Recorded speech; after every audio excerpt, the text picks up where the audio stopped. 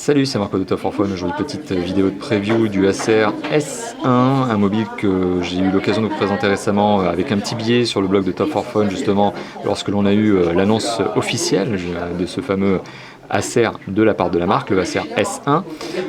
Je vous ai posté il y a quelques instants, vous le verrez, une première vidéo de preview réalisée par le chef, le responsable produit chez Acer, donc de la division mobile, donc voilà, Michael qui nous a présenté ce téléphone.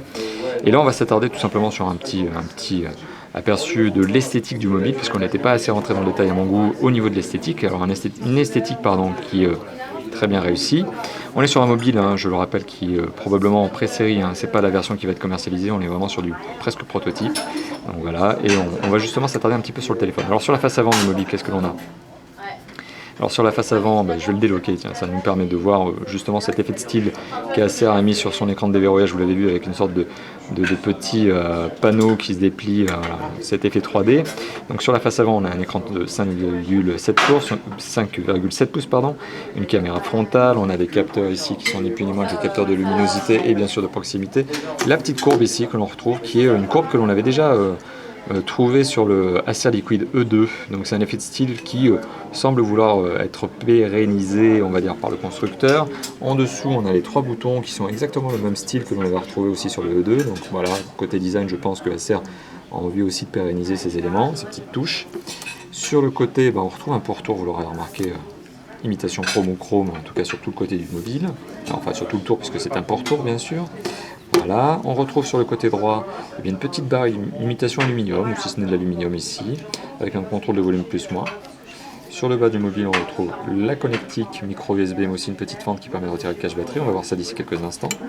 Sur le côté gauche, on retrouve encore cet effet de style avec cette barre en aluminium et un bouton on-off. Et sur le dessus, un jack 3.5. À l'arrière, une caméra en anglais, un appareil photo en français, donc qui fait 8 mégapixels si mes souvenirs sont bons, avec son flash LED. J'aurai l'occasion de réévoquer de nouveau les spécifications techniques en annotation et en description de la vidéo. Une entrée micro secondaire, bien sûr, on s'en doute, pour atténuer le bruit extérieur. Acer, le marquage est là. Alors il n'est pas dans la masse, il y a un petit effet, un miroir, c'est vraiment la même note stylistique que l'on avait sur le E2. DTS, parce que le son est doté tout simplement d'une fonctionnalité DTS, en tout cas le téléphone est doté d'un son DTS, le haut-parleur qui est ici, donc un seul haut-parleur, ce qui veut dire que le son est mono lorsque vous êtes en mode haut-parleur, voilà. Alors le système d'exploitation, si mes souvenirs sont bons, est un Jelly Bean 4.2 pour être précis, donc on va voir ça tout de suite lorsque je vais entrer dans la fonction About the Phone, donc 4.2.2, donc on est vraiment sur la dernière version. Et alors ce que nous a montré Michael tout à l'heure, c'est qu'effectivement on a un système de float apps, comme ça que c'est appelé, avec justement la possibilité d'avoir des petites applications flottantes qui nous permettent malgré tout de ne pas parasiter l'utilisation du téléphone, puisqu'on peut faire autre chose. C'est-à-dire que je peux lancer quelque chose pendant que j'ai cette fameuse float app qui apparaît. Donc voilà, ça c'est Michael qui nous l'a montré tout à l'heure. Et rien de plus à dire, on est sur un élément qui a l'air très bien fabriqué, on n'a pas de jeu dans les éléments, il n'y a pas de souplesse au niveau du châssis, c'est rigide, vous voyez là je suis en train vraiment de forcer dessus, ça craque pas, c'est rigide, donc c'est vraiment un bon élément. On a une dalle tactile qui elle aussi montre une certaine rigidité, là-dessus pas de souci. Et alors là je vais poser la caméra 2 petites secondes pour essayer d'ouvrir le cache batterie. Voilà, je vais essayer de poser la caméra pour voir le cache batterie, donc désolé, 2 petites secondes. Voilà, je suis en train de retirer le cache batterie qui est un cache batterie souple. Alors voilà, je viens de retirer le cache batterie, donc on accède à la batterie, donc une batterie qui fait, on va le voir tout de suite, 2400 mAh.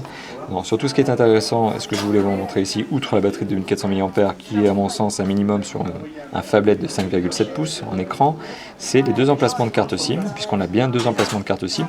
A priori, ça a l'air d'être des emplacements de carte SIM format standard, classique.